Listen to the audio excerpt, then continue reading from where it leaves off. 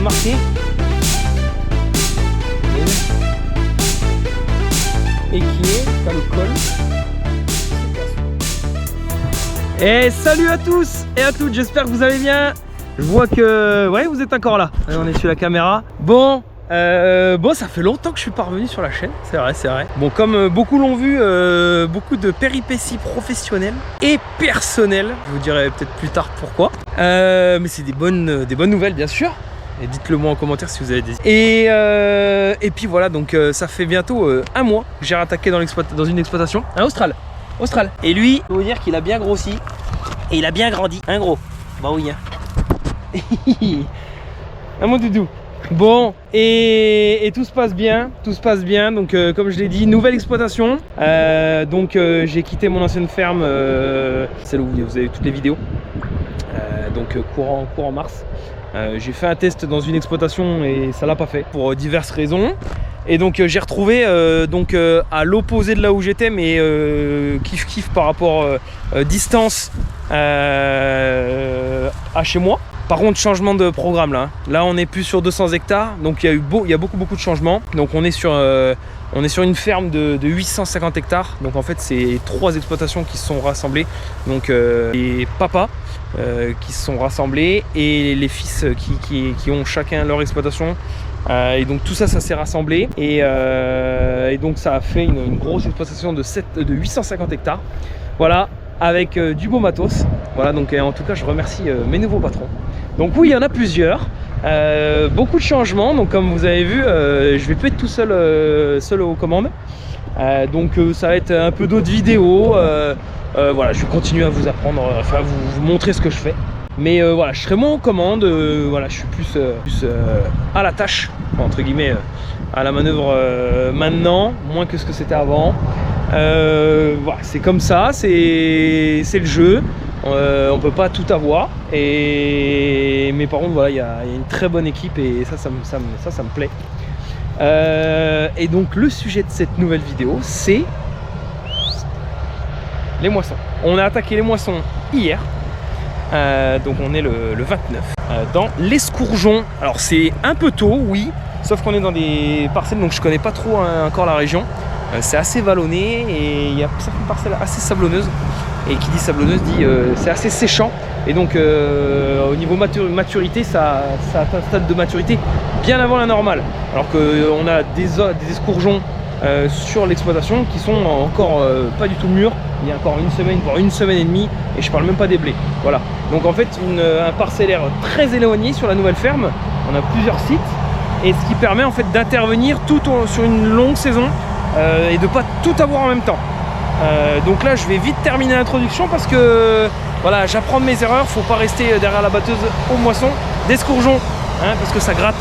Allez, donc je vais vous faire 2 petites vues de drone dans cette vidéo. Donc les vues de drone, on va monter en cabine parce que c'est pas moi qui la pilote encore, mais ça ne saurait tarder. Et puis après je vais vous montrer le nettoyage, je vais vous montrer un peu le fonctionnement. Je pense que je vais faire une vidéo dédiée sur le fonctionnement de la batteuse. Et puis voilà, hein, je vais aller vous montrer, on va aller voir dans les champs juste après un peu ce que ça donne. Allez, let's go. Allez, j'ai une petite demi-heure là à m'occuper. Je vais m'occuper de graisser la benne. On va graisser toutes les articulations qui sont là, les articulations des roulements, des suspensions, des axes du bout. On va s'occuper de tout ça, mais avant, voilà, je l'ai levé, on va la mettre en sécurité avec le bracon. Voilà, on va se mettre comme ça. Vous verrez. Là, si elle tombe sur la caméra.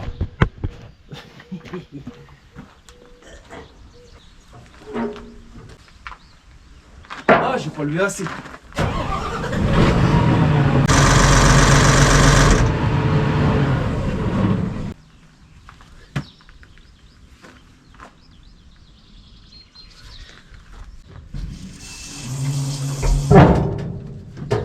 Voilà. Donc là, elle est en sécurité, on peut bosser. Donc allez.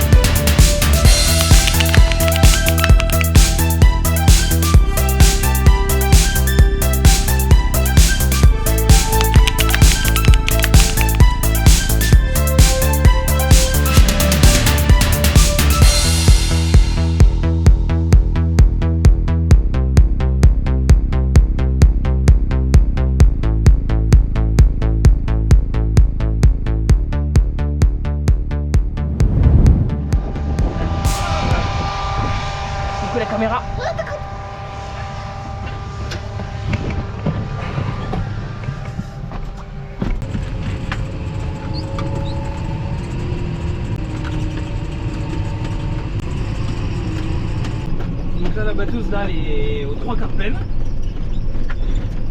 je vais aller me positionner sous la vis. Donc là, on est sur un 7730, 10 000 heures. John Deere. Et je kiffe. C'est un monstre, c'est un monstre, c'est un monstre. Bon, il y a eu pas mal de réparations de fait dessus, mais hier j'ai changé le silencieux sortie turbo. Entre le turbo et l'échappement. C'était pas de la tarte. C'était vraiment pas de la tarte. Voilà. Là, je prends les passages de traitement. Voilà, je reste sur les passages de traitement. Comme ça, on m'attrape toujours le même endroit. Voilà, j'abîme pas le reste du champ. Voilà, je prends les passages de traitement. Voilà. Le GPS n'a pas marché.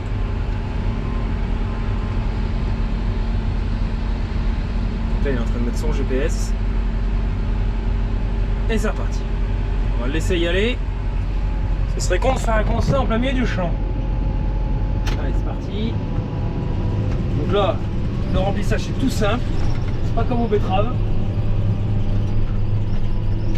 La moissonneuse étant bien plus haut, en fait, je me cale à une vitesse et c'est lui qui me remplit.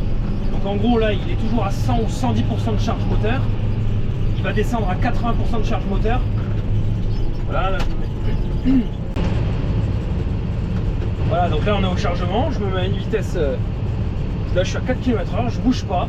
En fait, c'est lui qui va avancer ou freiner, avancer plus vite, afin de me remplir correctement. Parce qu'en plus, c'est des grosses machines, comparé à celles que j'avais avant. Il y a carrément la caméra au-dessus de la goulotte, c'est royal. Voilà, ça se fait. Bon allez, on va voir un peu le chantier. Bon, donc première chose, on est d'une année où il y a une forte pluviométrie, d'accord? Donc on le voit, hein. J'arrive à marquer. Vous avez vu? Donc là, il y a le sol a encore plein d'eau. Et donc faut faire attention.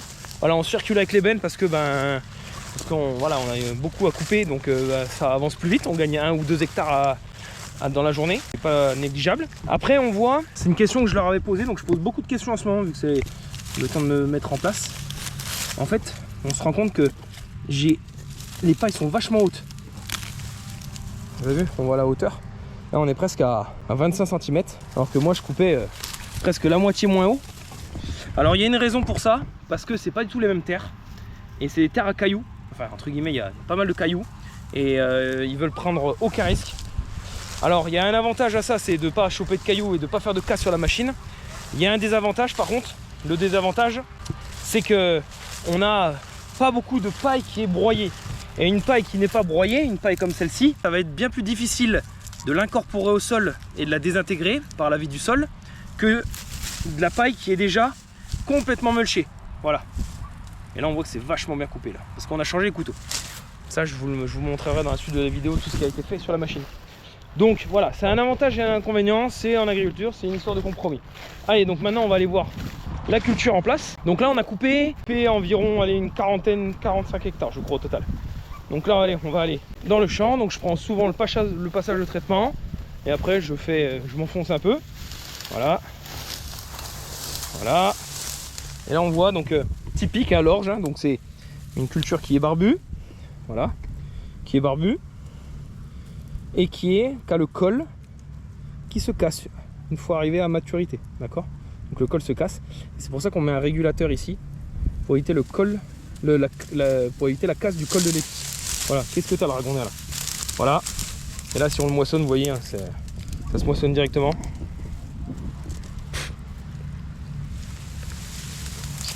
C'est comme on dirait, c'est al dente. Donc voilà. Alors c'est al dente. On est à entre 13 et 15 points d'humidité. Donc là les scourgeons, ce qu'on appelle les scourgeons, c'est l'orge d'hiver. On l'emmène à la coopérative 100%. Voilà. On a vidé 2 bennes en tampon sur un site.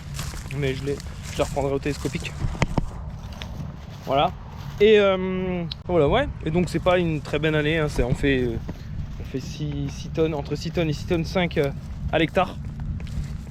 Donc c'est pas c'est les moyennes hautes du coin, mais c'est pas du tout les moyennes, c'est les moyennes très basses de la moyenne olympique des 5 dernières années. Donc derrière moi là, il y a une CR 990. Donc c'est New Holland. Donc, la ferme était 100% de jaune d'air et ils étaient déçus de la dernière batteuse. Et donc ils sont passés sur celle-là. Elle a 2 campagnes. Allez, 2,5 parce que la première était une de démo. Et je peux vous dire ça. Ah, vous l'avez pas vu en vidéo hein, la moisson 2023. J'avais tout filmé mais j'ai perdu les rushs lors du montage. Mais je peux vous dire, quand j'étais aux manettes, ça n'a rien à voir avec celle-là. Celle-là, elle fait 11 mètres de barre de coupe. On avance à entre 4,5 et 5,5. C'est la folie. Attention. Dodo.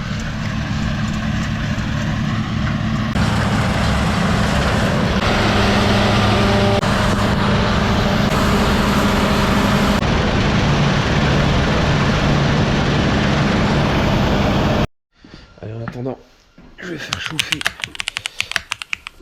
le tracteur.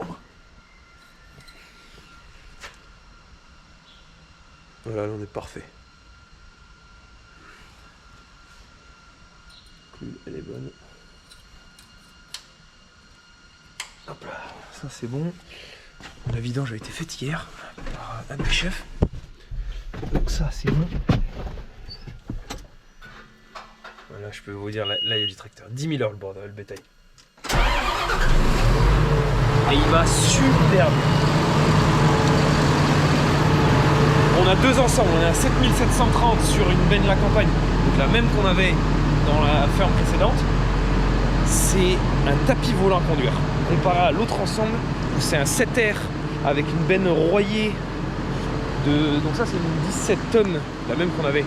Et l'autre c'est une 21 tonnes. Oh, ça bouge, parce qu'en fait 21 tonnes c'est sous papier, ils en mettent bien plus. C'est un chantier, c'est compliqué. Je vais vous mettre comme ça ira mieux, parce qu'on rencontre le jour. Donc voilà, donc c'est exactement la même, c'est la grande sœur. Hein. On a toujours les grosses durées d'avancement, très facile d'accès. On a tout ce qui est éparpilleur. Alors un problème par rapport à cet éparpilleur, c'est qu'il ne s'enlève pas. Vous n'aviez pas vu sur ma case que j'avais avant, c'est qu'en fait mon éparpilleur, il pouvait s'escamoter en travers. En fait, il y avait une grosse articulation avec un bras et il pouvait en fait se décaler sur le côté. Et oh, il y a Doudou, il va faire la promenade du matin. Ah oui, hein. Et alors que là, en fait, on a aucun accès, quoi. Donc, c'est assez complicados. Bon, là, on voit que dalle. Donc là, on a nos grilles avec les réglages. Donc, tout est électrique, alors qu'avant, moi, j'avais des réglages manuels sur la première grille et la dernière. Et donc, ça représentait un tiers de la surface des grilles. Alors que là, tout est électrique. On a les caméras aussi pour capter le grain. Oh stop Austral, je suis en train de parler là. Stop. Ah, ça, il n'a pas perdu les bonnes habitudes, je peux vous le dire. J'ai dit stop. Donc voilà, birotor, donc on peut voir les rotors ici. Après c'est pas trop mal d'accès. On va enlever ça. Hop là, ça c'est les capots plastiques. Bon à une heure c'est toujours un peu la merde. Voilà. Donc on voit la première corbeille du premier rotor. Voilà. Allez, on va remonter ça. Ça c'est... Il y a des petites passerelles ici. Là on peut mettre les pieds là, c'est super bien. Là on a un énorme capot. Donc voilà. Voilà. Donc après il n'y a rien de spécial. Hein. Donc on a 2 rotors longitudinaux hein, qui sont dans l'axe de la machine. Et là je vais vous montrer. Voilà.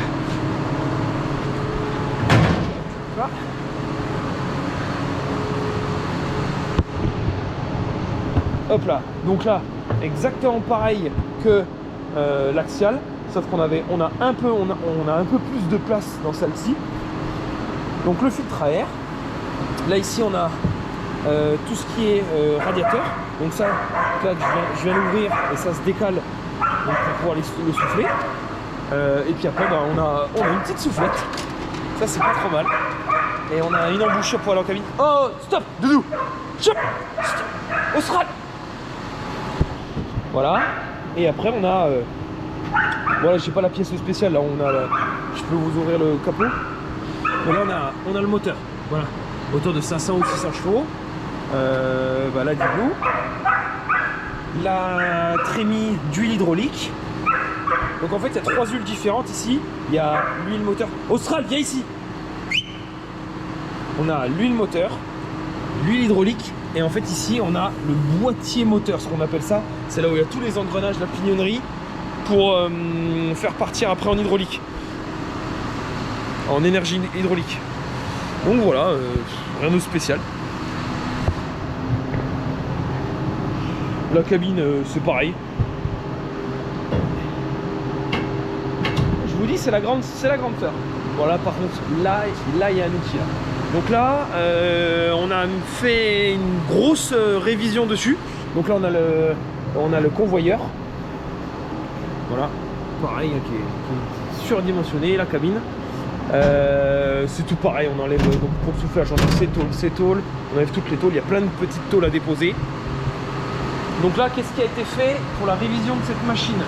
Déjà, on a changé 2 tiers des sections. Voilà, toutes les sections ont été changées. Stop, Doudou.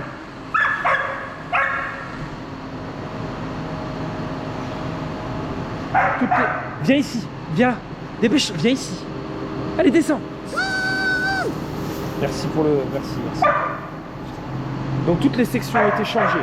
Les releveurs ont été mis. J'en ai remis des nouveaux. J'ai détordu des barres. On a... Donc forcément pour enlever toutes ces sections, on a changé la lame de coupe. Et on a retiré... on a repris la selle de rechange. Tous les graissages ont été faits. Donc là-dessus c'est bon. Là-dessus, on a changé les couteaux. Donc les couteaux du broyeur ont été changés. Voilà. Il se situe là-haut. Il se situe par là. Donc ça a été changé. Toutes les chaînes d'entraînement ont été changées. Voilà. Vous me direz en commentaire si vous êtes de la team graissage de chaîne ou de la team graissage à la poussière. Voilà, c'est-à-dire vous mettez rien et puis ça évite que de la merde vienne se coller sur les chaînes, etc. Mais ça augmente l'usure. Voilà, à vous de me dire, je ne saurais pas. Qu'est-ce qui a été fait aussi? On a fait toutes les vidanges, tous les filtres. Voilà, alors il y a des filtres. Ouais, le filtre à huile moteur. Eh, Austral, ça suffit, viens ici, dépêche-toi. Allez, vite. Allez, tu sors. Sors de là. Chop. File, viens ici. File. Donc là, on a les filtres hydrauliques, filtre à carburant et le filtre moteur. Oh, le filtre moteur, c'est une misère. Il est entre le moteur et la trémie. Donc il faut rentrer dans la trémie et aller. Oh, c'est une misère, je l'ai fait. En plus, elle venait de tourner là. J'ai chaud là-bas. Changement de filtre à air, changement de filtre à air de cabine. Donc filtre à air moteur, filtre à air cabine. Ouais, voilà, il y a eu beaucoup de trucs à faire dessus. Donc là, elle est prête pour les moissons. Et là, on a un chariot coupe, mes amis. C'est un régal. Je me dis, c'est gigantesque, c'est galère à mener et tout. Alors, à reculer, c'est un peu la merde. Mais par contre, ça passe partout. Dans les petits villages et tout, je vous montrerai. Là, je vais l'amener tout à l'heure. Non, ça, c'est vraiment top. En fait, c'est un essieu suiveur. Mais c'est pas suiveur comme l'ébène.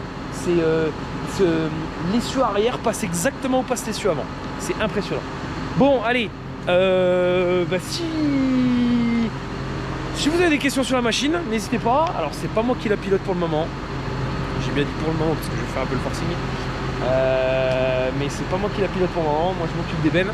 À moi de leur montrer ce que je suis capable pour la piloter plus tard.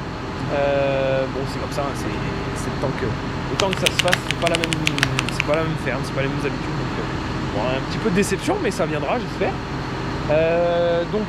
Voilà, n'hésitez pas à me poser des questions sur la machine s'il y a besoin, je répondrai en commentaire, on en refera un petit tour. Et puis voilà, on va partir, donc je vais mener la benne et puis je vais partir sur, on va faire des petits plans de drone aujourd'hui. Allez, c'est parti. Je sais pas si vous entendez à la caméra, mais oh, il fait un bruit, c'est vrai. Il a le démon ce bordel, il a le démon. Excellent. Toujours un peu compliqué cette zone là, ça vise pas dans un petit village là, je peux vous dire. C'est un peu la merde. Là, c'est pas large la route là. La belle, je vais en faire un cabriolet là. Merci. Merci frère. Aïe aïe aïe aïe aïe aïe aïe. Allez.